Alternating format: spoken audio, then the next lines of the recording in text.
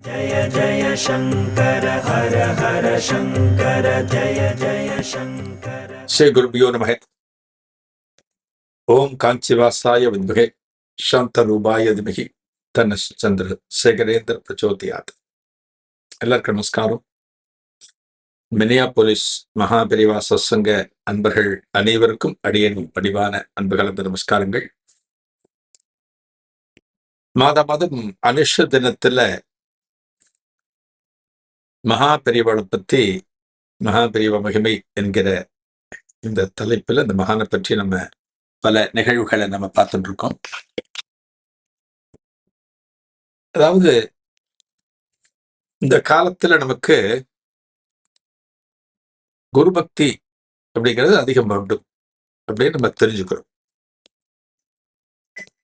இந்த குரு பக்தி நமக்கு இருந்தால்தான் ஒரு காலகட்டத்துல நம்ம எத்தனை வருஷம் வாழணுமோ, விதியானது நமக்கு எத்தனை வருடங்கள் கொடுத்திருக்கின்றனவோ அத்தனை வருஷங்களும் வாழ்ந்து கடைசியில உயர் போயிடும். அப்ப நமக்கு என்ன நடக்கணும், என்ன ஆகணும் ஆசைப்படுகிறோம் அப்படின்னா அடுத்து நமக்கு பிறவியானது கிடைக்கும். இப்படி பிறவி கிடைச்சு கிடைச்சு கிடைச்சு கிடைச்சுதான் நம்ம திரும்ப திரும்ப பிறந்துட்டே இருக்கும். ஒரு பிறவி கிடைக்கிறது அப்படிங்கிறது ஒரு சந்தோஷமான விஷயம் ஆன்மீகத்தை பொறுத்த வரைக்கும் கிடையாது இல்லையா? ஒரு பிறவி கிடைக்கிறது அப்படின்னா எந்த பிறவியாக இருந்தாலும் கஷ்டப்படணும், துன்பப்படணும், நோய்களை எதிர்கொள்ளணும், சத்துருக்களை எதிர்கொள்ளணும், போட்டி பொறாமைகளை எதிர்கொள்ளணும். இது இல்லாம யாரான ஒருத்தர் நீங்க சொல்லுங்க அப்போ இந்த உலகத்துல சொல்லுங்க.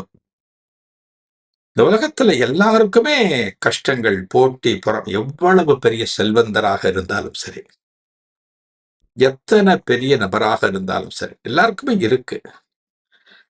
அதை மீறி ஒரு சில சந்தோஷங்களை மனசுல நினைச்சிட்டு நம்ம வாழ்ந்துட்டு இருக்கோம். அந்த பிறவியே இல்லாமல் நமக்கு போகணும் அப்படின்னா அதுக்குத்தான் குருநாதருடைய அனுக்கிரகம்.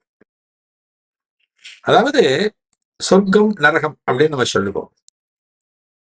ஒரு சொர்க்கம் சொல்லுங்க, ஏதாவது ஒரு இடத்துல ஒரு ஊட்டிக்கு போறோம், ஒரு கொடைக்கானல் போறோம், ஒரு வெளிநாடு போறோம், சொர்க்கம் போல இருக்குப்பா. இப்ப சொர்க்கம்னா அது ஒரு இடம் புரியாத சுகம், நம்ம அத்தனை பேருக்கும் தெரியறது.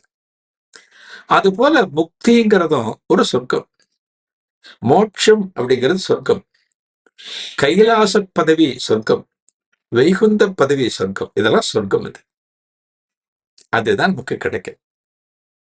அதனாலதான் பெரியவாளை நம்ம பிரார்த்தனை பண்றோம். அதாவது பெரியவா பேரை சொல்லிட்டு, பெரியவாளுடைய திருநாமத்தை சொல்லிட்டு நம்ம தினமும் அவருடைய ஸ்மரணையில இருந்தோம் அப்படின்னாலே நமக்கு நடக்கிறது எல்லாமே நன்னாத்தான் நடக்கும். அதுல எந்த விதமான மாற்று கருத்தும் தேவையே கிடையாது.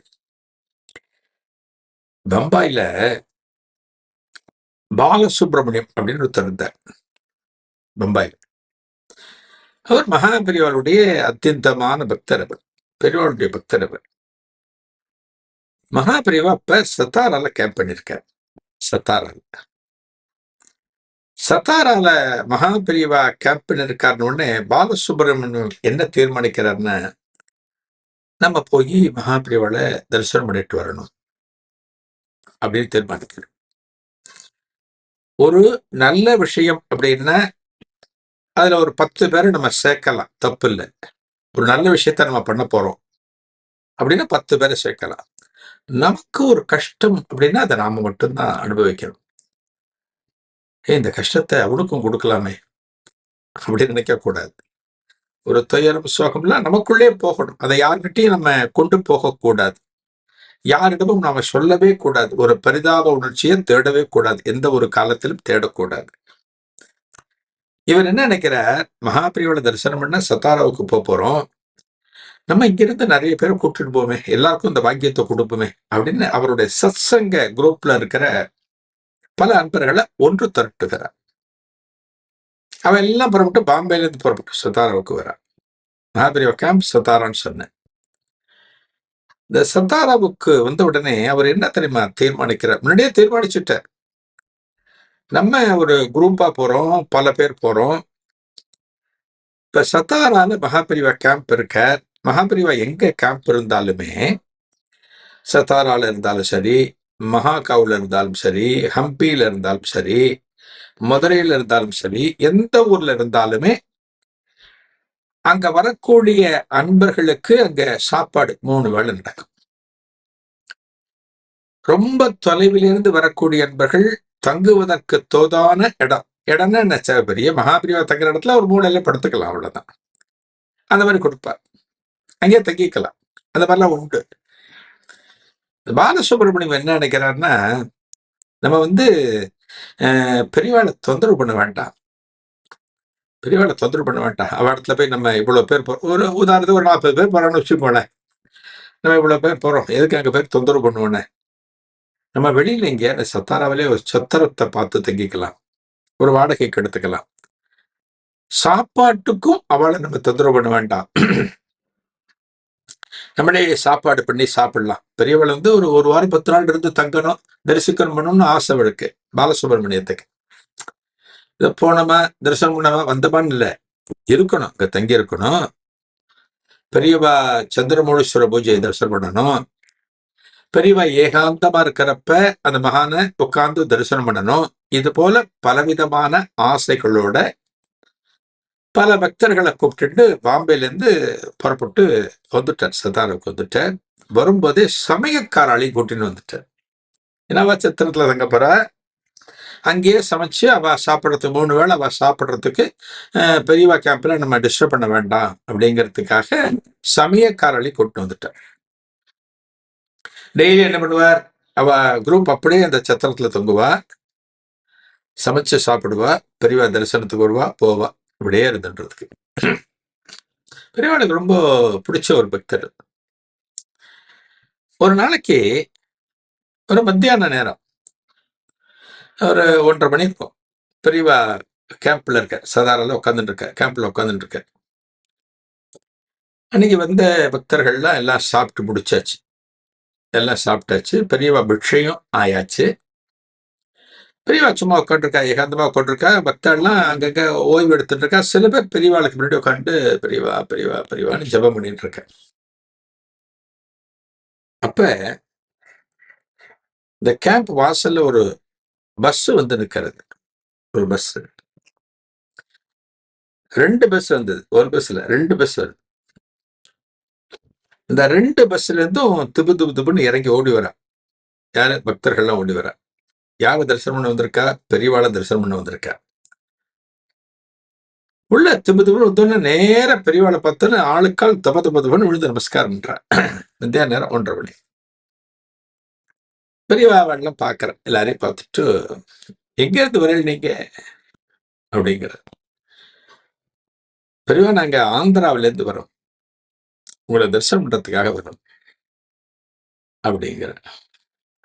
ஆந்திராவில் ஏதோ ஒரு ஊர்ல இருந்து வந்திருக்கா போல இருக்கு. காலைல புறப்பட்டுருக்கா, வந்துட்டா, மத்தியானத்துக்கு வந்துட்டா.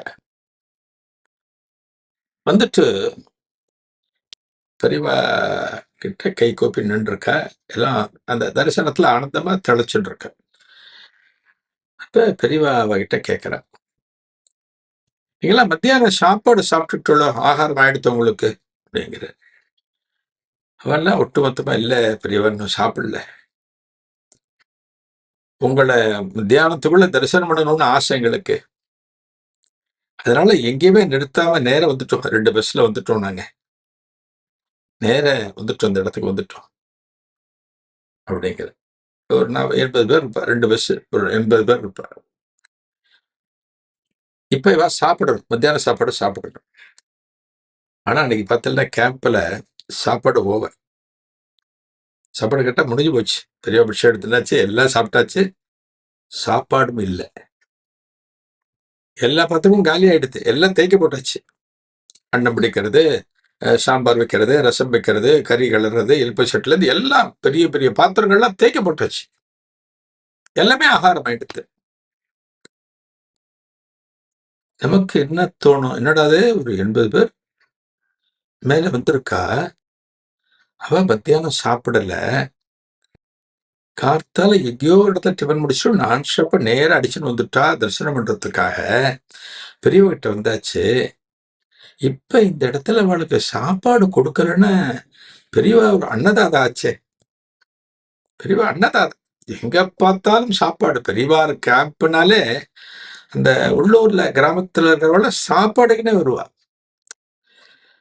அதாவது மனுஷனுக்கு எது சந்தோஷம் அப்படின்னா சாப்பாடு தான். இந்த சாப்பாடு கிடைக்காம எத்தனை பேர் இந்த உலகத்துல வாழ்ந்துட்டு இருக்கா. அதெல்லாம் யோசிச்சு பார்க்கல. சாப்பாடு கிடைக்காம நம்ம எதுக்காக உயிர் வாழுறோம்? எதுக்கு? என்சான் உடம்புல வயிறே பிரதானம் அப்படின்போம். வயிறு ஒரு சான் தான். என்சான் உடம்புல இந்த ஒரு சான் வயிறு தான் பிரதானம். இந்த வயிறுக்காக தான் நம்ம உழைக்கிறோம். சாப்பாட்டுக்காக தான் உழைக்கிறோம். அந்த நாள்ல சாப்பாடுன்னு சொல்றது ஒரு சாதம், குழம்பு, ரசம், மோரு, ஒரு இட்லி, பொங்கல் இவ்வளவுதான் அந்த காலத்துல. இன்னைக்கு அந்த சாப்பாட்டோட ஃபார்ம்ங்கிறது இன்னைக்கு நிறைய மாறிப்படுது. இன்னைக்கெல்லாம் ஃபுட் டிஷ்ஷஸ் அப்படின்னு பார்த்தா எக்கச்சக்கம் இன்னைக்கு இருக்கு. நம்ம என்னென்னமோ நமக்கு என்ன தோன்றதோ சாப்பிட்டது, சாப்பிடாதது, பேர் தெரிஞ்சது, பேர் தெரியாதது எல்லாத்தையும் நம்ம இன்னைக்கு சாப்பிடுறோம் இன்னைக்கு. அன்னைக்கு சாப்பாடுன்னா இவ்வளவுதான், வேற ஒண்ணுமே கிடையாது. சாதம், குழம்பு, ரசம், மோர், ஒரு கறி. டிஃபன்னா ஒரு இட்லி, ஒரு பொங்கல், தோசைலாம் கூட ரொம்ப நாள் தான். இவ்வளவுதான் டிஃபன். இன்னைக்கு அவ்வளவுதான். அன்னைக்கெல்லாம் இடியாப்பம் மூட்டால, அன்னைக்கெல்லாம் சப்பாத்தி இருந்ததா, இன்னைக்கு பூரிலாம் இருந்ததா, அதெல்லாம் கிடையாது இன்னைக்கு. இப்ப அவனுக்கு சாப்பாடு கொடுக்கணும். ரொம்ப மஸ்ட் இல்லையா? சாப்பாடு கொடுக்கணும். வீடு தேடி வந்த ஒருவருக்கு நாம் உணவிட வேண்டும் என்பது நமது தமிழர்களது கலாச்சாரம். அதாவது அதிதி அப்படிமோ, ஒரு அதிதியை உபசரிக்கிறது, ஒரு அதிதிக்கு என்ன தேவையோ கொடுக்கறது நம்ம சொல்லுவோம். ஆக சாப்பாடு கொடுத்தே ஆகணும். இங்க சாப்பாடு காலியப்படுத்து. ஒரு 80 பேருக்கு, சுமார் 80 பேருக்கு உடனே சமைக்க முடியுமா? அதுக்கு அரிசியை போடணும், உலைய வைக்கணும், அதுக்கு குழம்பு, புளிய கரைக்கணும், காயை கட் பண்ணணும். ஒரு சரி ரசமே வேண்டாம்னு வச்சுக்கோங்க, ஒரு கறி, ஏதோ கறிக்கு காயை கட் பண்ணணும், இந்த காய் வேகணும், ஃப்ரை பண்ணணும், ஏதோ ஏதோ ஒன்று பண்ணணும். அதுக்கு டைம் எவ்வளோ ஆகும்? எவ்வளவு நேரம் ஆகும்? நிச்சயமா ஒரு ஒரு 1.5 மணி நேரம் ஆகாத ஆகும். இவ்வளவு பேருக்கு ஒரு சாப்பாடு தயார் பண்ணணும்னா நிச்சயமா ஆகும். இவன் நிக்கிறா, பெரியவா ஏதோ சாப்பாடு வைக்க சொல்லுங்க. சாப்பாடு இல்லை, இல்லைன்னு சொல்ல முடியுமா? சாப்பாடு இல்லைன்னு சொல்ல முடியுமா? சொல்ல முடியாது. நீங்கெல்லாம் என்ன பண்ணுங்க, மத்தியான சாப்பாட்டுக்கு பக்கத்துல ஒரு சத்திரம் இருக்கு. பாலசுப்ரமணியன் பேரு, பம்பாயில இருந்து வந்திருக்கான். பம்பாய் பாலசுப்ரமணியன் பேரு. அவன் குரூப் எல்லாம் அங்கதான் தங்கி இருக்க. அவெல்லாம் அங்க போடுங்க. அங்க நீங்க போயிட்டு நான் சொன்னேன்னு சொல்லிட்டு நீங்க எல்லாம் மத்தியான சாப்பாடு சாப்பிட்டுட்டு நீங்க இந்த இடத்துக்கு வாங்க அப்படிங்கிற. அவளுக்கு சாப்பாடுன்னு சொன்ன உடனே பாவம் அடிச்சு பிடிச்சிட்டு வந்திருக்கல. இந்த நேரத்துல சாப்பாடு தான் பிரதானம். சரி பெரியவா, நாங்க சாப்பிட்டு வந்துடுறோம், எல்லாம் கிளம்புறேன். பெரியவா சொன்ன அடையாளத்தை வச்சுட்டு அந்த சத்திரத்துக்கு கிளம்புறேன். இப்ப நீ யோசிச்சு பாருங்க, இங்க சாப்பாடு காலியான மாதிரி ஒரு 1.5 மணி தாண்டியாச்சு இல்லையா? பம்பாய் பாலசுப்ரமணியமும் சாப்பாட்டு கடையை மூடி இருக்கலாம் இல்லையா? அவரும் மூடி இருக்கலாம் இல்லையா? இங்கேயாவது நிறைய பேர் வந்துட்டே இருப்பா. அங்க அவ மட்டும்தான் ஒரு 40 பேர் வந்திருக்கா பாம்பேல இருந்து. அவ்வளவுதான், அவளுக்கு மட்டும்தான் அங்க. அத பெரியவா யோசிக்கலையோ? பெரியவா எப்படி அந்த பம்பாய் பாலசுப்ரமணியம் இடத்துல சாப்பாடு இருக்கான்னு தெரிஞ்சுக்காம எப்படி இத்தனை பேரை நீங்களாம் அங்க போங்க சாப்பிடுங்க அப்படின்னு எப்படி அனுப்ப முடியும்? நமக்கெல்லாம் யோசிக்கிறோம் இல்லையா? பாருங்க, இவா புறப்படுறான், பம்பாய் பாலசுப்ரமணியம் இடத்துக்கு புறப்படுறான். அந்த சத்திரத்தை விசாரிச்சு அடையாளம் பார்த்துட்டேன். உள்ள போறேன் எல்லாரும். பம்பாய் பாலசுப்ரமணியம் உட்கார்ந்துட்டு இருக்க. அங்கேயும் கடை, அங்கேயும் எல்லாம் முடிஞ்சு போச்சு. சும்மா இந்த பெரிய குண்டால பெரிய அண்டா செல்லுவார். அதாவது அந்த காலத்துல சாப்பாடு அப்படின்னா, கிராமத்துல ஒவ்வொருத்தர் வீட்லயுமே பெரிய பெரிய டெக்ஸா சொல்லுவோம். அண்டா. சாம்பார் வைக்கிறதுக்கு பார்த்தா அ பெரிய பெரிய பாத்திரங்கள்லாம் பயன்படுத்துவாங்க. பித்தளைல இருக்கும், வெண்கலத்துல இருக்கும். அந்த காலத்துல வச்சுட்டு இருப்பா. ஒரு ஒரு வீட்லயுமே இருக்கும் கிராமத்துல. என்ன காரணம்? ஏதான கிராமத்துல வீட்ல ஒரு கல்யாணம்னா என்ன பண்ணுவா? கேட்டரிங்லாம் அன்னைக்கு கிடையாது. சமையல்காரன்லாம் அன்னைக்கு பயன்படுத்துறது கிடையாது. எல்லா வேலையும் பண்ணுவா. எல்லாமே இருக்கும். இவர் பார்த்தீங்கன்னா பெரிய பெரிய பாத்திரம் இருக்கு. வாடகைக்கு எடுத்திருக்கார் வந்த சத்திரத்துல. ஆனா அதுல ஒரு 3, 4 பேர் சாப்பிடறதுக்கு சாப்பாடு இருக்கு. ஒரு 3, 4 பேருக்கு தேவையான குழம்பு, ரசம் அவ்வளவுதான் இருக்கு. இப்ப ஒரு 80 பேருக்கு மேல வந்திருக்கா. 2 பஸ்ஸுன்னா பார்த்துக்கோங்க. வந்திருக்கா. வந்தவ நேரா பாலசுப்ரமணியத்த பார்த்துட்டு, பாலசுப்ரமணியன் நான் தான். பம்பாய் நான் தான் அப்படின்னு. பெரியவன் இங்க அனுப்பிச்ச. நாங்கெல்லாம் திரும்ப ஆந்திராவிலேருந்து வரோம். ஆந்திராவிலேருந்து வரோம். எங்கெல்லாம் இங்க சாப்பிட சொல்லியிருக்க அப்படிங்கிற. அவருக்கு தூக்கி வாரி போட்டுருது.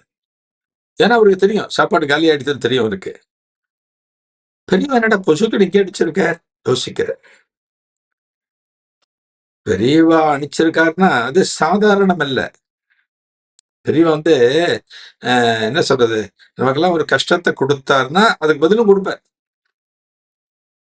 ஒரு கஷ்டத்த நமக்கு பெரியவா குடுக்கிறார்ன்னா, அதற்கான தீர்வு தீர்வு இருக்கும். பதில விட தீர்வுன்னு சொல்லலாம். தீர்வு இருக்கும். இதுலேருந்து நீ எப்படி மீண்டு வெளியில வரணும்? இது கர்மாவின் காரணமாக நீ அனுபவிக்க வேண்டியது. அப்படின்னு ஒரு தீர்வு இருக்கும் அதுல. ஒரு சுலபமான வழி நமக்கு தெரியும். அத பாலசுப்ரமணியம் நம்புறார். பெரியவா அடிச்சாருன்னா சும்மா இல்ல. ஏதாவது இருக்கும். அப்படின்னு நினைச்சுட்டு பெரியவாட்ட பிரார்த்தனை பண்ணிட்டு, பெரியவா நீங்க ஏதோ டிராமா பண்றேன். என்ன பண்றா? அங்க இருக்கிற ஒரு சிப்பந்திய கூப்பிட்டு, "டேய் போடுறா எல்லாருக்கும் இலைய போடுறா. 80, 90 பேர் இருக்கானுங்க. இலைய போடு." அப்படிங்கிறார். அங்க இருக்கிற ஊழியர்களுக்கு பதபதங்கிறது. அவர் கூட வந்திருக்கா இல்லையா? பாம்பேல இருந்து வந்திருக்கா இல்லையா? அவெல்லாம் அப்பதான் உட்கார்ந்துருக்காங்க. என்னடா அது பாத்திரத்துல சாப்பாடே இல்ல. இவன் பாட்டுக்கு 80, 90 பேருக்கு இலைய போட சொல்றாரு. சரி போடுவோம். ஏன்னா அவர் தான் லீடர். பம்பாய் பாலசுப்ரமணியம் தானே லீடர். போடுறான்லாம் இலைய போடுறா. எல்லாம் ஆசாசியா உட்கார்றா. உக்ரானத்துக்கு போற பாலசுப்ரமணியம். அந்த பாத்திரத்தை திறந்து பார்க்கிற. அவ்வளவுதான் இருக்கு. ஒரு 4 பேருக்கு சாப்பாடு, 4 பேருக்கு குழம்பு, 4 பேருக்கு ரசம், 4 பேருக்கு மோர். 4 பேருக்கு தேவையானதா எல்லாமே இருக்கு. சாஷ்டாங்கமா அங்க ஒரு நமஸ்காரம் பண்றார். அன்ன பாத்திரங்கள் இருக்கு இல்லையா? நமஸ்காரம் பண்றார். மகா பெரியவாட பிரார்த்தனை பண்றார். பெரியவா நீங்க நடத்தி வைக்கிறேன். என்னன்னு புரியல. உங்களை பிரார்த்தனை பண்ணினா நாங்க பந்திய ஆரம்பிக்கிறோம். நமஸ்காரம் பண்ணிட்டு அன்னத்தை எடுக்கிற. ஒரு இலைய அன்னத்தை சரிச்சுட்டே போறார். 80, 90 இலை வரைக்கும் சாப்பாடு வந்துருது.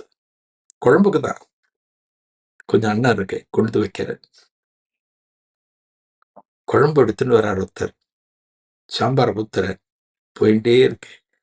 எல்லாருக்கும் காட்டுறது. கறி எல்லாருக்கும் காட்டுறது. இன்னைக்கு அந்த பந்தியை முடிச்சுட்டு எல்லாருக்கும் குழம்பு, ரசம், மோர் எத்தனை? ஒரு 4 பேர் சாப்பிடலாம் அதிகபட்சம்.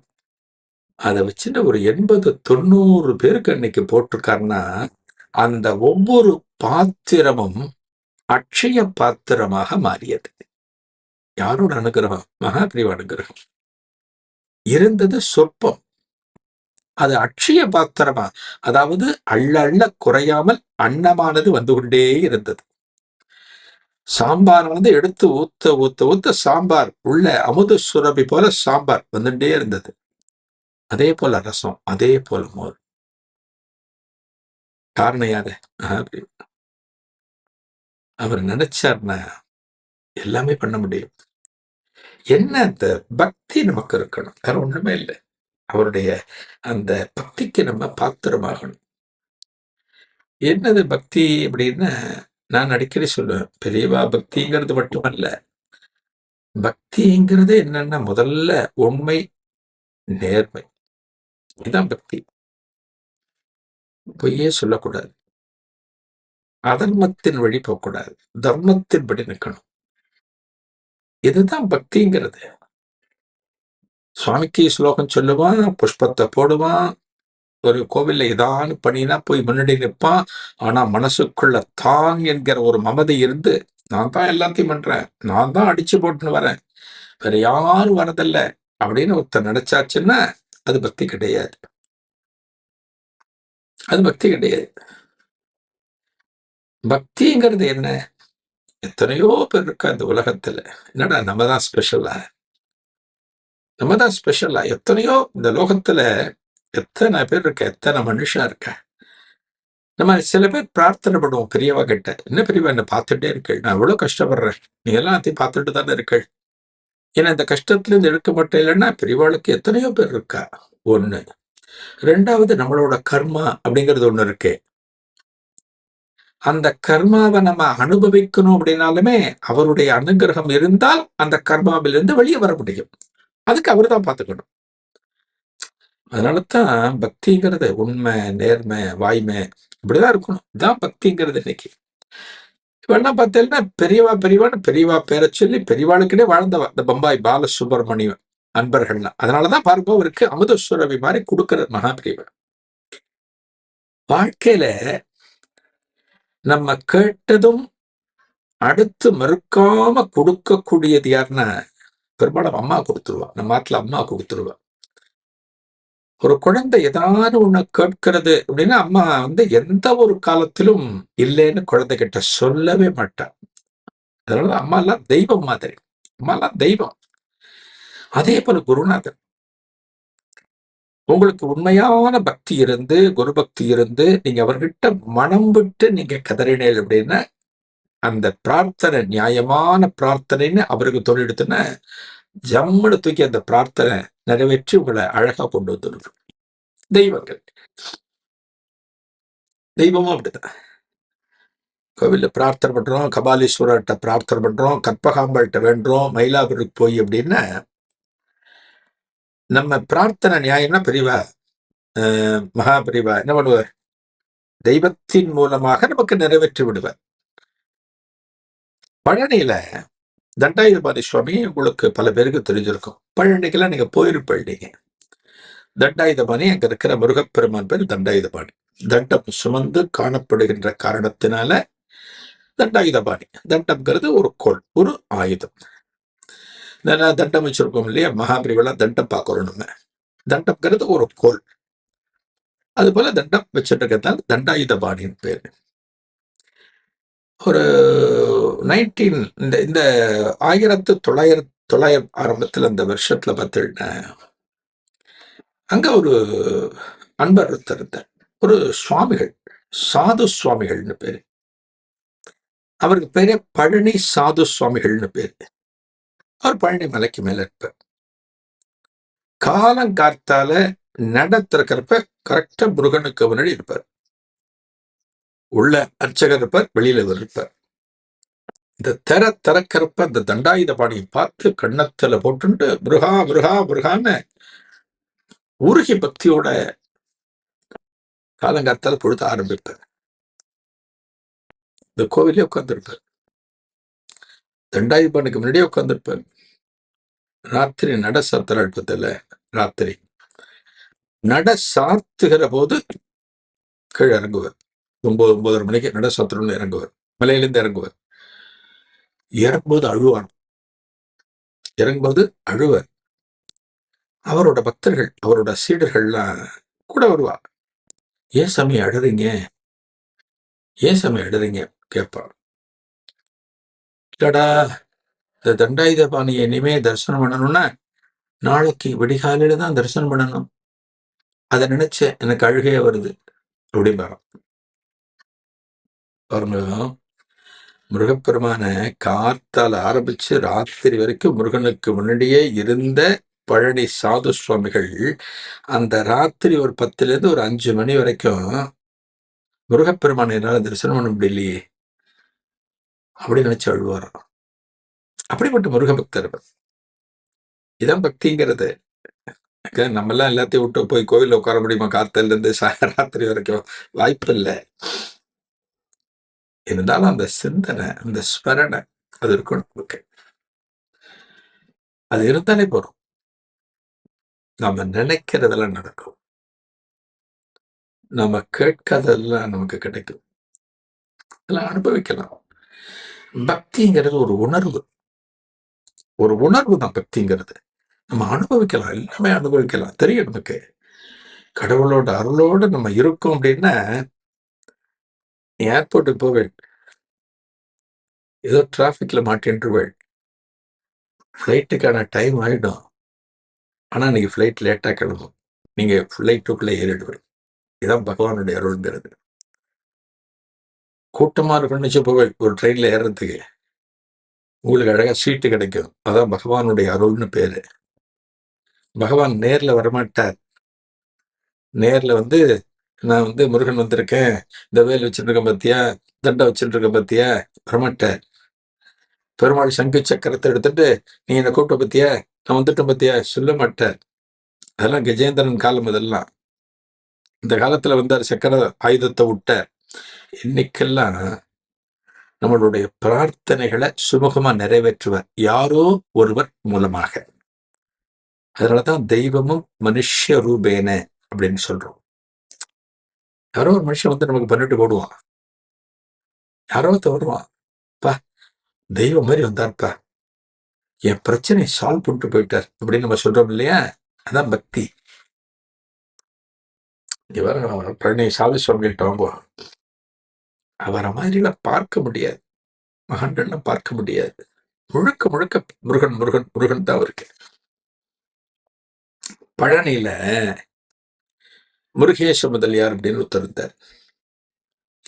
இந்த பழனி கோவிலுடைய அறங்காவலர் குழு தலைவர். அந்த மாதிரி ஒரு தக்கார் மாதிரி வச்சுக்கோங்க. அந்த மாதிரி ஒரு 20-25 வருஷம் அந்த பொறுப்புல இருந்தார். ஆன்மீகத்துல ரொம்ப ஈடுபாடு, பெரிய பக்திமான். பழனியில ஒரு பெரிய புள்ளியவர், ரொம்ப முக்கியமான நண்பர். அவருக்கு குழந்தை இல்லை. எல்லா பாக்கியமும் கிடைச்சது, குழந்தை இல்லை அவருக்கு. காசு பணம் எல்லாம் இருந்து கடவுளோட அருள் இருந்து ஒரு குழந்தை இல்லை அப்படின்னா கொஞ்சம் சங்கடமா இருக்கும். ஒரு நாளைக்கு பழனி மலையில சாது சுவாமிகளை பார்க்கிறப்ப அவர்கிட்ட சொல்றாராம், முருகேச முதலியார் சொல்றாராம், சாமி எனக்கு புத்திர பாக்கியம் இல்லை சாமி, எனக்கு புத்திர பாக்கியம் கிடைக்கணும் சாமி, நீங்க தான் அருள் பண்ணணும். சாது சுவாமிகிட்ட விண்ணப்பிக்கிற. நான் சொல்றத செய்தியா? சாது சுவாமிகள் கேட்கிற. நான் சொல்றத செய்தியா? செய்யற சாமி. என்ன பண்ண சாமி? இந்த பழனி முருகனுக்கு, முருகன் சந்தைக்கு முன்னாடி தான் உட்காந்துருக்க, இந்த பழனி முருகனுக்கு நீ பால் அபிஷேகம் பண்ணணும் சாமி. பண்ணிடுற சாமி, சாமி பண்ணிடுற. இந்த மாதிரிலாம் என்ன நினைப்பேன், பால் அபிஷேகம்னா ஒரு 5 லிட்டரு 10 லிட்டரு 20 லிட்டரு அதிகபட்சம், அவ்வளவுதான் நடப்பாங்க. அது என்ன பால் கேதர் பண்ணிடலாம். அடுத்து சாது சுவாமிகள் சொல்ற, நீ நினைக்கிற மாதிரி பால் அபிஷேகம் இல்லை இது. இந்த பாலால இந்த தண்டாயுதபானைக்கு அபிஷேகம் பண்ணினால் அவன் முழுக்க நனைந்து அவனுடைய கருவறையில் இருந்து பால் வெளியே ஓடி வந்து இந்த ஆலயம் முழுவதும் அந்த பாலானது வெள்ளம் போல் போகணும். இந்த பழனி மலையில் இருந்து அந்த பாலானது வழிய வேண்டும். நடாது மழை தானே சாத்தியம். பழனியில மழை பெஞ்சதுன்னா அந்த தண்ணி ஆலயத்தினுடைய பிரகாரம் அங்கெல்லாம் ஓடி மலை முழுக்க வழியும்.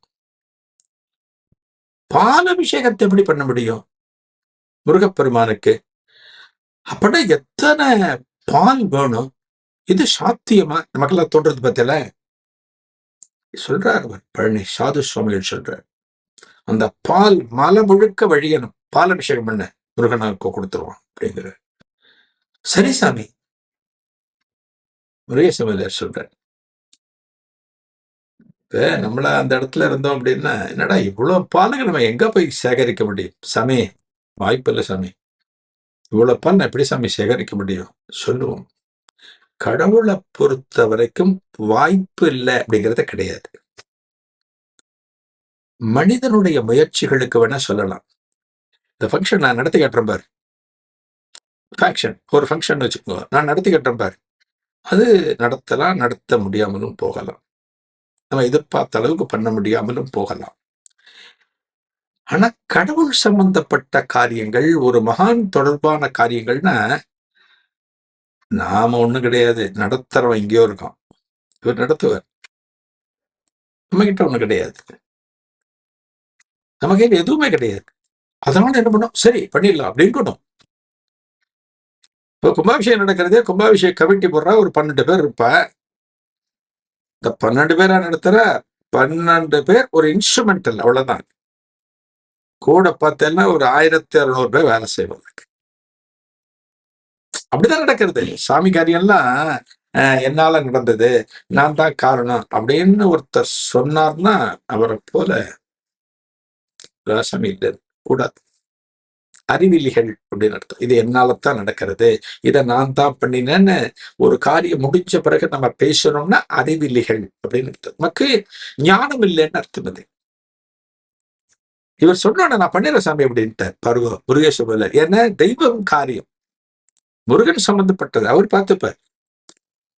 ஒரு டேட்டை ஃபிக்ஸ் பண்ணார், என்னைக்கு அபிஷேகம் கோவில்ல. ஏன்னா அவர் தானே கோவிலோட இன்சார்ஜ், ஈஸியா பண்ணிட்டார். பக்கத்து ஊர்கள் எல்லா ஊர்களுக்கும் தகவல் அனுப்புறார். இந்த தேதியில இத்தனை மணிக்கு எத்தனை பால் உணாலும் கொடுக்க மலைக்கு மேல வரணும். பழனியா மலையா அல்லது பால் மலையா அப்படின்னு குழம்புற அளவுக்கு இன்னைக்கு பால் குடிஞ்சாச்சு. பழனி மலையில குடிஞ்சாச்சு. பழனி மலையில பால் அபிஷேகம் ஆரம்பிக்கிறது முருகப்பெருமானுக்கு. அர்ச்சகர் எடுத்து கொட்டின்னு இருக்கார்.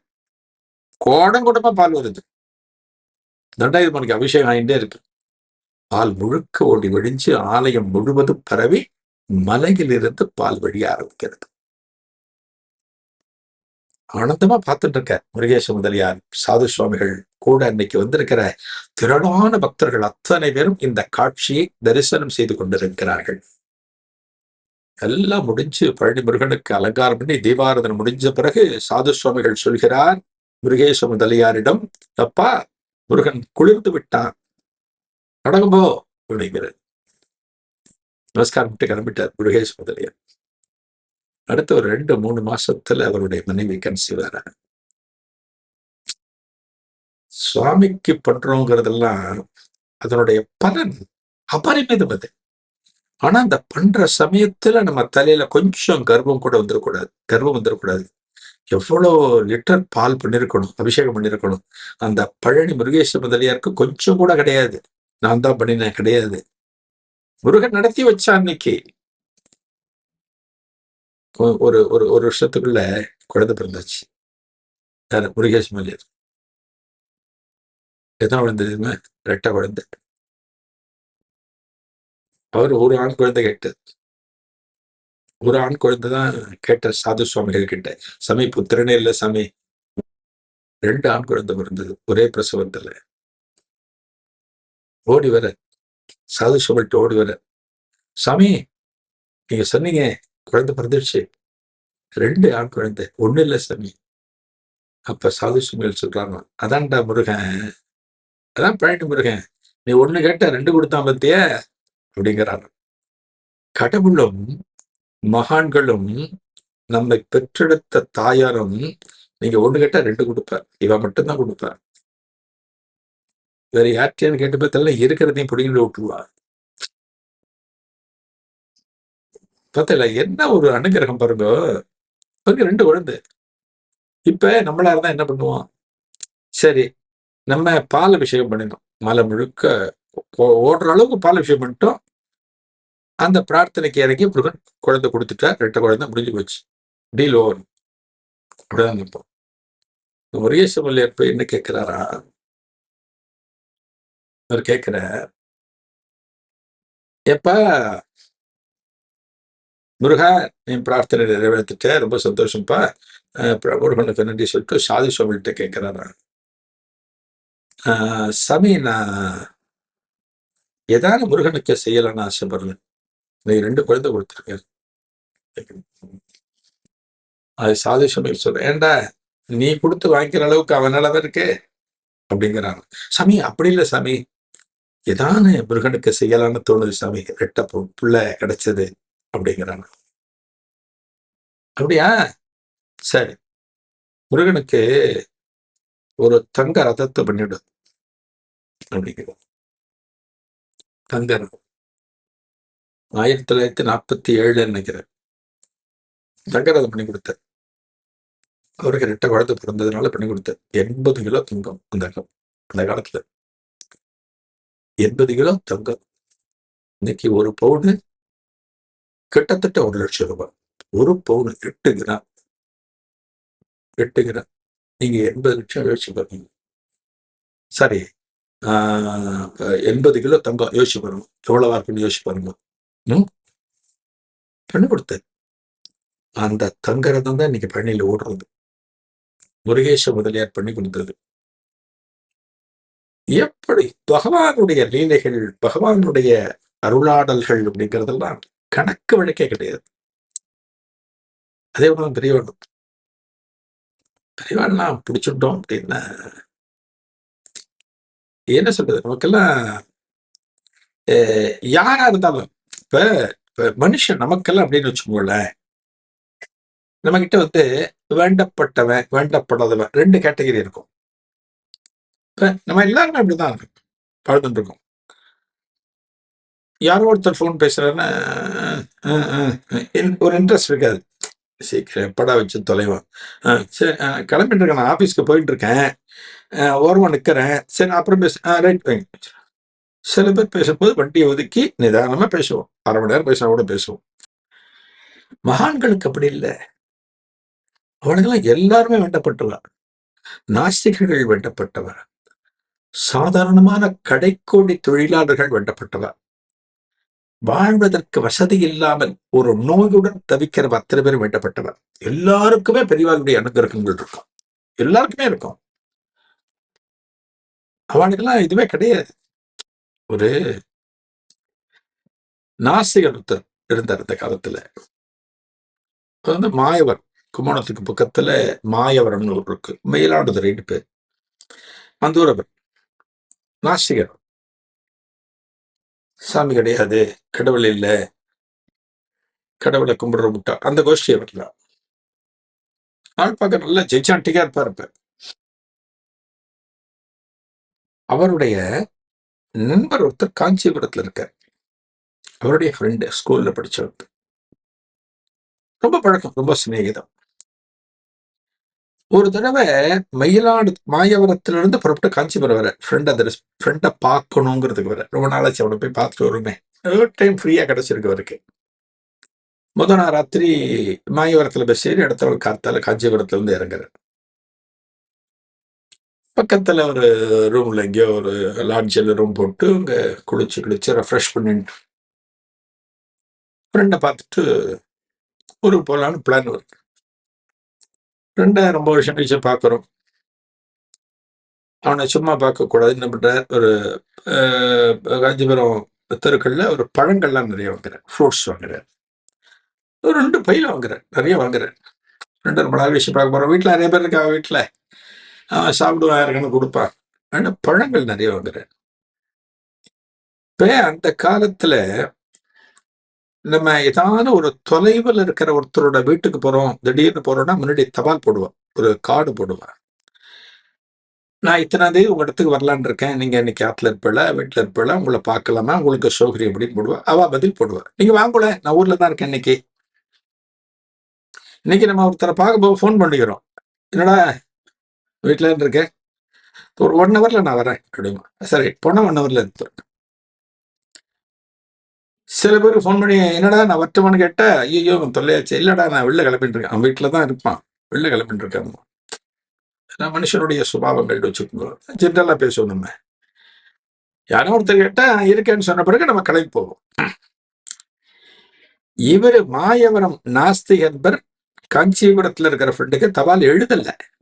நான் வரப்போறேன், இத்தனாம் தேதி வரப்போறேன், இத்தனை மணிக்கு வரப்போறேன், நைட்டு பஸ்ல டிராவல் பண்ணி காலைல காஞ்சிபுரத்துல இறங்கி வரப்போறேன், அவ்வளவு சொல்லவே இல்லை, எதுவுமே சொல்லல.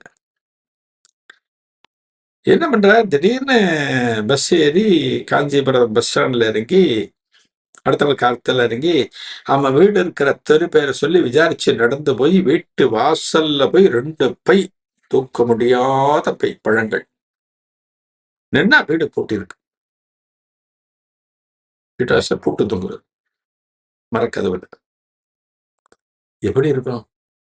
இவரு மாயவரத்துல இருந்து வந்திருக்காரு, ராத்திரி முழுக்க பஸ்ல பயணம் பண்ணி வந்திருக்காரு, 2 பை நிறைய பழங்களை வைத்திருக்கார். அப்பத்தான் அவருக்கு தோன்றது, ஆஹா இவனுக்கு நம்ம தகவலே சொல்லலையே, திடீர்னு வந்து நிக்கிறோமே அப்படின்னு அவருக்கு தோன்றது. என்ன பண்ண முடியும், வந்தாச்சு இல்லையா? கொஞ்சம் அப்படி இப்படி பாக்குறார், வீடு பூட்டிதான் இருக்கு, ஆள் இல்லை அப்படிங்கிறது தெரியறது. இப்ப நமக்கே நம்மளே வீட்டை விட்டு வெளியில கிளம்புறோம்னு வச்சுக்கோங்க, ஒய்ஃப் எல்லாம் முன்னாடி இறங்கியிருப்பா, பசங்க எல்லாம் இறங்கியிருப்பா, நம்ம கடைசியா பூட்டும் போது பூட்டி முடிச்ச உடனே என்ன பண்ணுவோம், லேசா ஒரு இழுத்து பார்ப்போம், நல்லா பூட்டியாச்சா பாக்குறோம். நம்ம சில வீடுகளில் பார்த்தா மனைவி வருது, ஆமா எப்பவுமே நீங்க ஒழுங்காவே பண்றதில்லை, அதிக போயிட்டேல அப்படி இழுத்து பார்த்துட்டு அப்படின்பா. எல்லா இடத்துலையும் நடக்கும் அது. இவருக்கு அந்த பூட்டை பார்த்தோன்னே உண்மையிலே பூட்டி இருக்கா இல்ல வெறுமனை பூட்டு வச்சிருக்காளுன்னு அப்படி பூட்டை இழுத்து பார்க்கறத அப்படி இழுக்கிறார். எய்த்த வீட்டுல இருக்க ஒருத்தர் பார்த்துட்டார். அந்த மாதிரி ஒருத்தர் திடீர்னு வந்து பையோடு வந்து யாரோ சம்பந்தம் இல்லாம ஒருத்தர் வீட்டுல பூட்டை இழுத்து பார்த்தா என்ன சொல்லுவா, திருடன் தான் சொல்லுவா. அந்த காலம் சரி எந்த காலத்திலயும் சரி திருடன் தான் சொல்லுவா. இவர் இழுத்து பார்த்தா எய்த்த வீட்டுக்கார கரெக்டா பார்த்தார். யாருங்க என்ன பண்றீங்க இங்க, ஆன்ல அந்த வீட்டுல அப்படிங்கிற ஒரு திருப்பி பார்க்கிற நாசிகை. இல்ல சார் என் ஃப்ரெண்டு, நான் மாயவரத்துல இருந்து வந்திருக்கேன், நேற்று நைட்டு புறப்பட்டு வந்தேன், இவனுக்கு தபால் போடலண்ணா, திடீர்னு வந்துட்டேன், இவனை பார்க்கறதுக்கு ரொம்ப நாள் ஆச்சுன்னு பழங்கள்லாம் நிறைய வாங்கிட்டு வந்திருக்கேன், இவன் நான் இல்லையாங்கிறதுக்கு சும்மா இழுத்து பார்த்தேன், வேற ஒன்றும் இல்லை, நான் அவனோட ஃப்ரெண்டு தான், என் பேர் சோன்சோ. அப்படியா? இல்ல அவருங்க 2-3 நாளா இல்ல, எங்க போனான்னு தெரியல, சொல்லல, எப்ப வருவார்னு தெரியல, அதுவும் சொல்லல, நீங்க கிளம்புங்க அப்படிங்க. ஆமா அதுக்கு மேல அங்க உட்கார முடியுமா, ஆள் இல்லாத இடத்துல உட்கார முடியுமா? என்ன பண்றாரு, வீட்டை விட்டு வெளியில வர 2 பையன் தூக்கிட்டு நடக்கிற, பையன் தூக்க முடியல, வெயிட், என்னோட பழங்கள்லாம் வாங்கியிருக்காருலாம். என்னடா அது, ஃப்ரெண்டும் இல்ல, பழத்தில் ரொம்ப தூரம் வாங்கிட்டு வந்திருக்கோம், கொடுக்கலான்னு நினைச்சோம், கொடுக்க முடியல, அவனுக்கு நம்ம தகவல் கொடுக்காம வந்தது தப்பு போல இருக்கு அப்படிலாம் நினைச்சுட்டு என்னடா பண்றதுன்னு குழப்பத்திலே நடக்கிற ரோட்ல கொஞ்சம் சொரத்தை எழுந்து படுத்து பாவம். இப்ப இந்த மாதிரி காலம் அப்படின்னா இந்த பழத்தை டக்குன்னு டிஸ்போஸ் பண்றதுக்கு ஏதான ஓல்டேஜ் ஹோமு, ஏதான ஒரு அனாதை ஆசிரமம், ஒரு அனாதை விடுதிக்கெல்லாம் போய் நம்ம பழத்தை கொடுத்துடலாம். இதை மாயறதுக்கு தூக்கி நம்ப முடியாது, 2 பையன் தூக்கி நம்ப முடியாது. இந்த நாஸ்திகருக்கு என்ன, இந்த பழத்தை டிஸ்போஸ் பண்ணணும், இங்க எங்கேயான ஒரு இடத்துல டிஸ்போஸ் பண்ணணும், எங்க கொடுக்கலான்னு யோசிச்சா அதுக்கு வழியே இல்லை. ஏன்னா அந்த காலத்துல அனாதாசிரமம் கிடையாது, சீனியர் சிட்டிசன் ஹோம் கிடையாது, எல்லாம் அப்பா அம்மாவை குழந்தைகள் தான் வச்சுட்டு இருந்தா, எல்லாம் ஒன்னாத்தான் இருந்தா அந்த காலத்தில். இந்த காலத்துல கூட்டு குடும்பம்னு பேரு.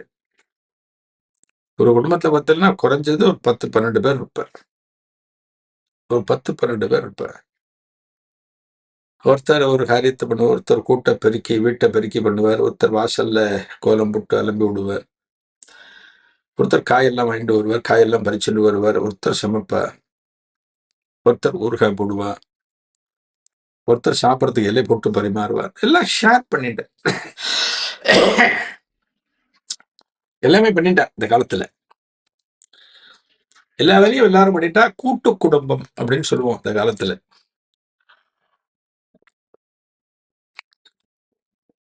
இப்ப அது கிடையாது. இப்பெல்லாம் எல்லாமே சுருக்கி போச்சு, எல்லாமே சுருக்கி போச்சு, குடும்பம் சுருங்கி போச்சு, மனுஷனோட நல்ல மனசு சுருங்கி போச்சு, விசாலமான எண்ணங்கள் போயிடுத்து, தான தர்மம் செய்யணும் அப்படிங்கிற நல்லெண்ணம் குறைஞ்சு போச்சு, சுயநலம், நம்மளோட நல்லது, நம்மளோட குடும்பம், இதுதான் இன்னைக்கு அதிகமா இருக்கு. இவர் பாருங்க, இந்த பழத்தை யாருக்கிட்டையான கொடுக்கலன்னா எந்த இடமும் வழி தெரியல. அப்பத்தான் இந்த மாயவரம் நாஸ்திகருக்கு மகாபிரிவா ஞாபகத்துக்கு வர. இவருக்கும் மகாபிரிவாளுக்கும் ஸ்நான பிராப்தியே கிடையாது. இவரெல்லாம் மகாபிரியவாளை கும்பிடுறவர் கிடையாது, நாஸ்திகர், அவர் பக்கமே கிடையாது. இந்த பழம் இருக்கு பத்தில, இந்த பழம் 2 பை பழம் எங்கடா தள்ளிடலாம் அந்த பழத்தை? மகாபிரியவா இருக்காளே காஞ்சிபுரத்துல, ஒரு மகான் இருக்காரு, நைஸா போயிட்டு இந்த பைய அங்க அப்படியே வச்சுட்டு 2 பை பழத்தையும் அங்க தள்ளிட்டு நம்ம அப்படியே பஸ் ஏறி மாயறதுக்கு போயிடலாம் அப்படின்னு அவருக்கு தோன்றது. சரி, அந்த மடத்துக்குள்ள நம்ம போகலாமோ? வேற வழி இல்ல, நீ பைய டிஸ்போஸ் பண்ணணும்னா போய்த்தான் ஆகணும். நீ என்ன போய் அவரை போய் நமஸ்காரம் பண்ண போறியா? அவர்கிட்ட பிரசாதம் வைக்க போறியா? அவரை பார்த்து கும்பிட போறியா? அவரோட மனசாட்சி அவருக்குள்ள கேட்கறது. நீ எதுவும் பண்ண போறது இல்லையே, நீதான் நாஸ்திகனாச்சே. இந்த பைய மட்டும் வைக்க போற, வச்சுட்டு திரும்பி பார்க்காம வந்துடு, வெளியில போயிடு, யாரும் ஒண்ணு கேட்க மாட்டா அப்படின்னு அவருக்குள்ள பதில் கிடைக்கிறது. சரி அப்படின்ட்டு மடத்துக்கு வர கூட்டம் கியூ நிற்கிறது. இன்னைக்கு பெரியவா தரிசனத்துக்கு இவர் கியூல நிற்கிற, 2 பையன் வச்சு நிற்கிற. இவர் தீர்மானிக்கிற, கிட்டக்க போனோடனே பைய வச்சுட்டு போயிடணும், உடனே போயிடணும். அவரை பார்க்கக்கூடாது, பார்த்தா அவர் தானே கேள்வி கேட்பார். எல்லாம் மைண்டுக்குள்ள அவருக்குள்ள ஓடுறது, எல்லாமே ஓடுறது. எப்படி இங்க நடந்துக்கணும்ன்றது அவருக்கு எல்லாமே தெரிஞ்சுடுத்து. கியூ போயிட்டே இருக்கு. கரெக்டா இவரோட முறை வருது. இவருக்கு முன்னாடி ஒருத்தர் நிற்கிறார், நல்லா தயார்படுத்திக்கிறார். கரெக்டா நம்ம வச்சுட்டு போயிடணும். இவர் முறை வருது, மேல இருக்கிற போயிட்டு பிரசாதம் கொடுத்துட்டார், பெரியவா போயாச்சு. இவர் வரார் பாருங்க, 2 பைய வைக்கிறார், அப்படியே நோந்துட்டார். ஆனா தெரிஞ்சும் தெரியாம அப்படியே நோந்துட்டார். பெரியவா ஒரு சொடக்கு போட்டார் பாருங்க. பெரியவா சொடக்கு போடுறது ரொம்ப ஃபேமஸ். அது இந்த சத்தம் அவ்வளவு பெரிய சத்தமா கேட்கும். இந்த போனார்ல அவரை கூப்பிடுறாரு அப்படிங்கிற, அவர் பார்க்காத மாதிரி போறார். பெரியவாளுக்கு அன்னைக்கு கைங்கரியம் பண்ணிட்டு இருந்த தொண்டர் வேகமா போய் அவர்கிட்ட, மாயோரம் நாசிகர்கிட்ட, உங்களை பெரியவா கூப்பிடுற, வாங்க உங்களுக்கு உத்தரவாயிடுத்து அப்படிங்கிற. அவருக்கு உத்தரவிடுறதுக்கு பெரியவா யாரு? அவர் கட்சியே வேற, அவர் கொள்கையே வேற. அவர் சொல்ற, என்ன இருக்காது வேற யாரையானு இருக்கும். இன்னைக்கு இருந்து போகணுமே, இவர்கிட்ட பேச முடியுமா? பெரியவாட்ட பேச முடியுமா? அவருடைய கொள்கை அதுவா?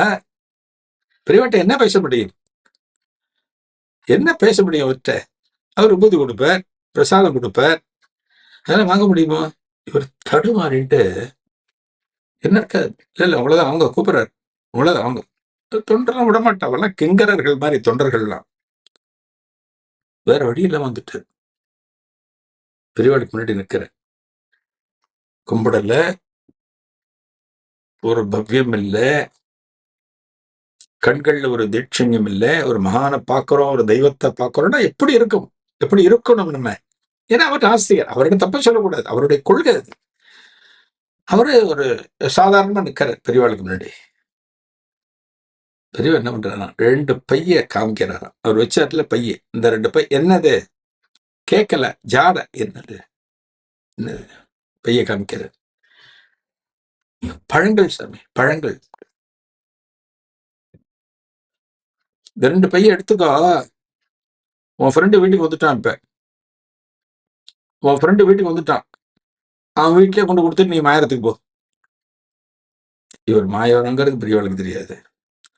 இந்த 2 பையி ஃப்ரெண்டு வீட்டுக்கு வந்தான் பெரியவாளுக்கு எப்படி தெரியும்? அவன் இல்லாத இருந்த இடத்துல அவன் திரும்ப வந்துட்டாங்கிறது பெரியவாளுக்கு எப்படி தெரியும்? பாருங்க, இவர் ஒரு சின்ன பெரியவாளுடைய வார்த்தைகள்ல எத்தனை விஷயங்கள் இருக்கு பாருங்க. உன் ஃப்ரெண்டு வந்துட்டான், இந்த பழத்தை எடுத்துக்கோ, அவனுக்கு தானே போய் கொடுத்துட்டு போ, பஸ் ஏறு, மாயரம் போ. அவரு தூக்கி வாரி போடுறது நாசிகருக்கு. என்னடா இதெல்லாம் எப்படி பெரியவாளுக்கு தெரியும்? நான் மாயவரங்கிறது எப்படி தெரியும்? நான் என்னுடைய நண்பனை பார்க்க இங்க வந்தேன் எப்படி தெரியும்? இந்த பழங்கள் அவனுக்காக வாங்கி கொண்டு வந்தவைன்னு எப்படி தெரியும்? அவன் தான் வீட்டுல இல்லையே, அவன் வந்துட்டான்னு சொல்றாரு, எப்படி சாத்தியம்? குழப்பத்தோட பைய எடுத்துக்கிறார். அதுக்கு மேல இருக்க முடியாது, பைய எடுத்து வெளில வந்துட்டார், விருதுன்னு வந்துட்டார். நமஸ்காரம் இல்ல, பிரசாதம் இல்ல, ஒண்ணும் இல்ல, பைய எடுத்து வந்துட்டார். அதுக்கு மேல நிற்கவே இல்லை அங்க. திரும்ப நண்பன் இருக்கக்கூடிய அந்த தெருவை நோக்கி நடக்கிறார். இங்க இருந்தா மடத்துக்கு வந்தார். இப்ப மடத்துல இருந்து அதே இடத்துக்கு போறார். கொஞ்சம் மேல் மூச்சு கீழ் மூச்சு வாங்க அந்த இடத்துக்கு போயிட்டு ஃப்ரெண்டு வீட்டுக்கு வாசல்ல போய் நிற்கிறார். கதவு பூட்டு இல்லை, வெறும்னு சாத்திருக்கு. பூட்டு இல்லை, பூட்டு திறந்தாச்சு. வந்துட்டான் போல இருக்கு. என்ன கதவை தட்டுற இந்த ஃப்ரெண்டு ஃபேமிலியை பார்த்தா உள்ள வந்திருப்பாங்க போல இருக்கு. அவன் எங்கேயோ குழாயில மூஞ்சியெல்லாம் கிணத்தடியில் ஆரம்பிட்டு துண்டோட வெளியில வந்து மூஞ்சியை தொடச்சு, ஹே என்னடா அப்படின்னு ஆச்சரியமா இந்த நாசிகரை பார்க்கிறேன். நாசிகருக்கு ஆச்சரியம். என்னடா இப்பதான் ஒரு மணி நேரம் கூட இருக்காது வந்தோம் இல்ல, எப்ப வருவான்னு தெரியலன்னு ஏத்து வீட்டுக்காரர் சொன்னாரு.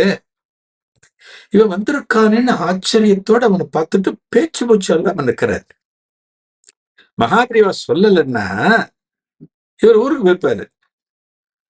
இவ்வளவு தூரம் மாயவரத்துல இருந்து கஷ்டப்பட்டு காஞ்சிபுரம் வந்தது ஃப்ரெண்டை பாக்குறதுக்காக தான், மகாபிரியோட பாக்குறதுக்காக கிடையாது. அதனால புரிஞ்சுக்கோங்க, எது நடக்க வேண்டுமோ அதுதான் நடக்கும். நாம நினைச்சா அது நடக்கும் அப்படின்னா அதெல்லாம் வாய்ப்பு இல்லை, அதெல்லாம் நடக்காது. நாம நினைக்கிறதெல்லாம் நடக்கிறதா எங்கேயானு? நாம நினைக்கிறோம், பல விஷயங்கள் நினைக்கிறோம், எல்லாம் நடக்கிறதா கிடையாது. எது நடக்கணுமோ அதுதான் நடக்கும். ஆச்சரியத்தோட நிற்கிற போது எப்படா வந்த அப்படிங்க, இப்பதான்டா வந்தேன், ஒரு 10 நிமிஷம் ஆகுது, ஊருக்கு போயிருந்தேன், நீ என்ன திடீர்னு வந்திருக்க? தன்னோட விஷயத்துல சொல்ற, எல்லாம் சொல்லிட்டு இந்த பழம் விஷயத்தையும் சொல்ற.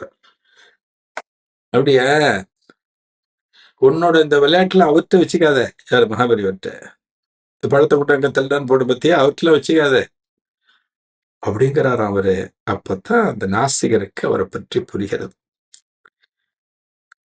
பாருங்க, பெரியவாருடைய அனுகிரகம் எப்படி பாருங்க, எப்படி ஞான திருஷ்டின்னு சொல்லுவோம். இதே போல இன்னொரு நாஸ்திக அனுபவத்தையே சொல்றேன். மடத்துல பல பேர் வந்து பெரியவாளுக்கு கைங்கரியம் பண்ணுவா. தொண்டர்கள், சிப்பந்திகள், கைங்கரியதாரர்கள், நிறைய பேர் சொல்லுவாருக்கலாம். அதுல பெரிய பெரிய ஸ்காலர்ஸ்லாம் இருப்பா, பெரிய பெரிய பண்டிதர்கள் இருக்கா, வைதிக் பண்டிட்ஸ்லாம் நிறைய பேர் இருப்பா. பெரியவாளுக்கு கைங்கரியம் பண்ணுவா. அவளை பெரியவா என்ன பண்ணுவா, அப்பப்ப பல இடங்களுக்கு அனுப்பி வைப்பா. ஏதான ஒரு முக்கியமான வேலை, ஒரு கும்பகோணத்துல, ஒரு தஞ்சாவூர்ல, ஒரு மதுரையில, இந்த இடத்துல காசியில ஏதாவது ஒரு வேலை. மடத்தினுடைய நிலபலன்கள் அங்க இருக்கும். மடம் சம்பந்தமான ஏதான கைங்கரியங்கள் அந்த இடத்துல நடக்கலாம். யாரான ஒருத்தரை எதுக்கான ஒரு விஷயமா பார்த்துட்டு வர சொல்லலாம். ஆன்மீகம் தொடர்பான ஏதான சத்சங்கம், ஒரு மாநாடுகள் அந்த இடத்துல நடக்கலாம். அது விஷயமா பெரியவா வந்து யாரையான சம்பந்தப்பட்ட விஷயம் தெரிஞ்ச ஒருத்தரை அனுப்புவார். போய் பார்த்துட்டு வா, விசாரிச்சுட்டு வா அப்படின்னு அனுப்புவார். அது போல ஒரு தடவை ஆந்திராவில் ஒரு குறிப்பிட்ட ஒரு இடத்துக்கு மடத்துல இருக்கிற ஒரு பண்டிதர், வேத பண்டிதர், அவரை பெரியவா அனுப்புற. போய் இதெல்லாம் பார்த்து என்னன்னு விசாரிச்சுட்டு வா அப்படின்னு அவரை ட்ரெயின்ல போச்சுட்ற. மடத்துல என்ன பண்ணுவா, டிக்கெட்லாம் எடுத்து கொடுத்துருவா, ட்ரெயினுக்கு டிக்கெட்லாம் எடுத்து கொடுத்துருவா. இவர் பெரிய ஸ்காலர்லயே, அவருக்கு ஃபர்ஸ்ட் கிளாஸ்ல டிக்கெட் போட்டிருக்கார் மடத்துல, ஃபர்ஸ்ட் கிளாஸ். அந்த காலத்துல ரயில்ல முதல் வகுப்புங்கிறது ரொம்ப ப்ரெஸ்டீஜியஸ் ஆனது. ரியல்ல அதான் டாப். அப்பெல்லாம் ஏசி கிடையாது ட்ரெயின்ல, வந்து அந்த காலத்துல ஏசி கிடையாது. முதல் வகுப்பு பெட்டி அப்படிங்கிறது எப்படி இருக்குன்னா, அந்த இருக்கை படுக்கிறதுக்கு தான் கொஞ்சம் அகலமா இருக்கும்.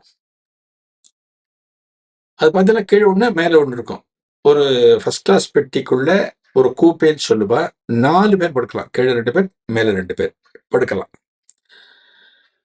இன்னும் சில கூப்பே இருக்கு, 2 மட்டும்தான் இருக்கும் படுக்கிறது.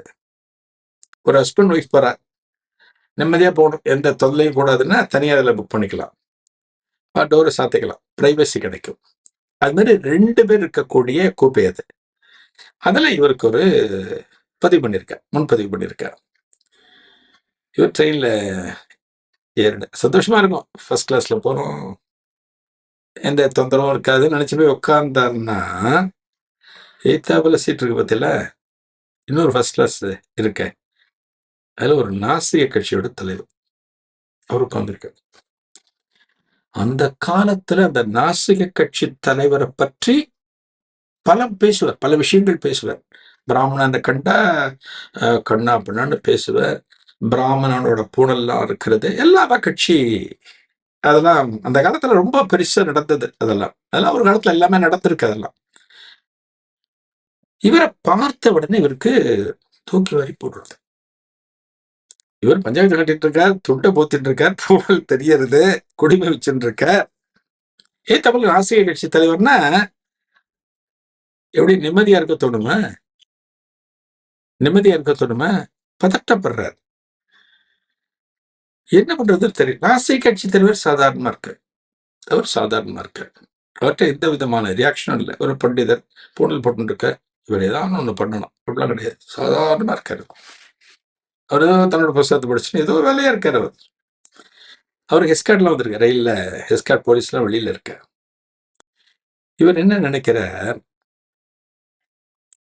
பண்டிதர் என்ன நினைக்கிறார், டிடி வரட்டும், அவர்கிட்ட சொல்லிட்டு நம்ம பெட்டி ஏதாவது மாத்திடலாம், வேற ஏதாவது கோச்சுக்கு போயிடலாம், நம்ம இவரோட லிங்க் இல்லாம இருக்கும், நிம்மதியா போகலான்ட்டு நினைச்சுட்டு இருக்கார். ஆனா வரவே இல்லை. டிடியே வரல. நேரம் போயிட்டே இருக்கு. ராத்திரி ஆயிட்டு இருக்கு. 2 பேரும் படுக்கணும். தலைவர் ஏதோ புஸ்தகத்தை படிச்சுட்டு இருக்க. அப்ப திடீர்னு அந்த தலைவர் இவரை பார்த்துட்டு, பண்டிதரை பார்த்துட்டு, பாருங்க, என்னத்தான் கொள்கைனாலும் ஒரு தனிப்பட்ட மனுஷன் அப்படின்னா அந்த தலைவர் எந்த அளவுக்கு ஒரு நல்ல மனசோட இருக்காரு பாருங்க. ரொம்ப சாத்வீகமா அவர்கிட்ட பேசுறார். சாமி, எந்த ஊர் போயிட்டு இருக்கீங்க நீங்க அப்படின்னு கேட்கிற. ஒரு மரியாதையோட பேசுற. நான் ஆந்திராவில் இந்த ஊருக்கு போயிட்டு இருக்கேன். என்ன வேலையா சாமி போறீங்க? காட்சி மடத்துல மகா பெரியவர் ஒரு வேலையை சொல்லி அந்த ஊர்ல போயிட்டு அந்த வேலையை முடிச்சுட்டு என்ன வர சொல்லியிருக்கேன். அவரோட உத்தரவின் பேர்ல நான் போயிட்டு இருக்கேன் அப்படிங்கிறேன். ஓ, மகா பெரியவாள கையெடுத்து கும்பிடுகிறாராம் நாசிக தலைவர். அப்புறம் சொல்ற, நாசிக தலைவர் சொல்ற இவரை பார்த்துட்டு, நீங்க என்ன பார்த்தோன்னே கொஞ்சம் ஒரு மாதிரி பயத்துல இருக்கீங்க போல இருக்கே. நான் ஒன்றும் பண்ண மாட்டேன் சாமி, நான் ஒன்றும் பண்ண மாட்டேன். நீங்க வாங்க, நீங்க நிம்மதியா படுத்துக்கங்க, உங்க வேலையை நீங்க பாருங்க, நானும் என் வேலையை படுத்துக்கிறேன். ஆனா இன்னைக்கு நீங்க யோசிச்சீங்க, டிடிஆர் இருந்தா வேற எங்கேயானு போகலான்னு கூட உங்களோட மைண்ட் ஓடித்து. எப்படி படிக்கிறார் பாருங்க. நீங்க நினைச்சீங்க. ஆனா இன்னைக்கு நீங்க என் கூட பயணம் செய்யறத உங்களுக்கு நல்லது. என் கூட பயணம் செய்யறத உங்களுக்கு நல்லது. என்ன காரணம்னா, இன்னொரு 1 மணி நேரம் 1.5 மணி நேரத்துல இந்த ரயில் ஆந்திராவில குறிப்பிட்ட இந்த ஊரை கடந்து செல்ல போகிறது. அந்த ஊர்ல ஒரு கலவரம் நடந்து கொண்டிருக்கிறது. அந்த கலவரத்துல ரயில் நிறுத்தப்படலாம், கற்கள் வீசப்படலாம், என்ன வேண்டுமானாலும் ஆகலாம். நீங்க வேற எந்த பெட்டியில இருந்தாலும் உங்களுக்கு ஆபத்து, காத்திருக்கலாம். ஆனா என் கூட இருக்கீங்கன்னா உங்களுக்கு பாதுகாப்பு. ஏன்னா எனக்கு வெளியில போலீஸ் பாதுகாப்பு இருக்கு. உங்க மகாபெரியவா உங்களை பத்திரமாத்தான் அனுப்பிச்சிருக்காரு இன்னைக்கு அப்படிங்கிறாராம். அதன் பிறகுதான் அந்த பண்டிதர் நிம்மதியோட படுக்க ஆரம்பிக்கிற. பாருங்க, நாஸ்திகர் சொல்றோமே, அவ மனசையும் பாருங்க. ஒரு மனிதனும் மனதினால் எப்படிப்பட்டவன் அப்படிங்கிறது முக்கியம். மகான்களுக்கு தெரியும். மகான்களுக்கு தெரியும் இவனுக்கு யாருக்கு அருள் கொடுக்கணும், யாருக்கு கொடுக்க, அவருக்கு தெரியும். அவர் எல்லாம் சொல்லிட்டு 2 பேரும் படுத்துட்டார். அடுத்த நாள் அதிகாலை பார்த்தேன்னா, இந்த பண்டிதர் இறங்க வேண்டிய ரயில் நிலையம் வருகிற போது அந்த நாஸ்திக கட்சி தலைவர் முன்னாடியே எழுந்துட்டு இவரை எழுப்பி, சாமி உங்க ஊர் வந்துடுச்சு, நீங்க இறங்குங்கன்னு சொல்லி அந்த அவருடைய லக்கேஜ் என்னவோ அதை கொண்டு போய் அவர் கொடுத்துட்டு, நீங்க காஞ்சிபுரம் போனீங்கன்னா மகாபிரிவளை நான் விசாரிச்சேன்னு சொல்லுங்க அப்படின்னு சொல்லி இவரை அனுப்புறாரு. அப்படின்னா பாருங்க, எப்பேற்பட்டவர் மகாபிரிவார். ஒரு நாஸ்திகரும் கொண்டாடக்கூடிய தலைவராக, கொண்டாடக்கூடிய மனிதாபிமானியாக மகாபிரிவா இருக்காருங்கிறது நமக்கெல்லாம் பெரிய விஷயம். அப்பேற்பட்ட மகானை பற்றி இன்றைய தினம் அனுஷ தினத்துல அவரை பற்றி நம்ம சிந்திச்சது நம்மளோட பாக்கியம். இந்த மகானுடைய அருள் அனைவருக்கும் கிடைக்க வேண்டும் என்று கேட்டுக்கொள்கிறேன். மினியாபோலிஸ் மகாபிரிவா சத்சங்கர்கள் அனைவருக்கும் மீண்டும் எனது பணிவு கலந்த நமஸ்காரங்களை தெரிவித்துக் கொண்டு அன்புடன் விடைபெறுகிறேன். நன்றி, நமஸ்காரம்.